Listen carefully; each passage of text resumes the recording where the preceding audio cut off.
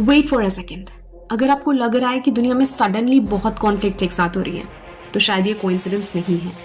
अभी different reason simultaneously unstable है। Ukraine war Europe में, Israel Gaza conflict wider middle east को impact कर रहा है, रेड सी अटैक्स ग्लोबल ट्रेड डिस्टर्ब कर रहे हैं, और इंडो पैसिफिक में भी मिलिट्री टेंशन राइज हो रही है।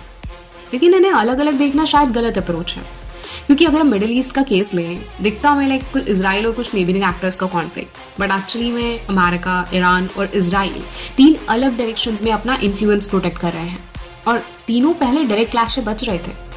और अब ऑफ कोर्स वॉर स्टार्ट हो गई है, तो ये जो रेड सी में डिस्ट्रप्शन है वो उसी टेंशन का एक साइड इफेक्ट है। और क्योंकि ग्लोबल ट्रेड का एक बड़ा हिस्सा वहां से गुजरता है, एक रीजनल टेंशन इकोनॉमिक प्रॉब्लम बन जाती है बाकी दुनिया के लिए।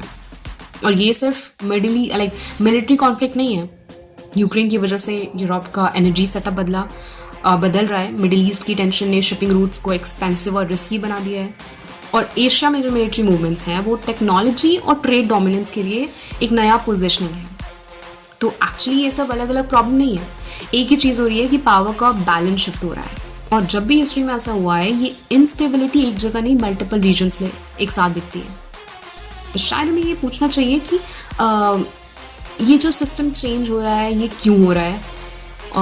और क्योंकि ये जो इवेंट्स हैं ये रैंडम नहीं लगते, ये ज़्यादा लगता है कि दुनिया अपने आप को रीबैलेंस करने की कोशिश कर रही है।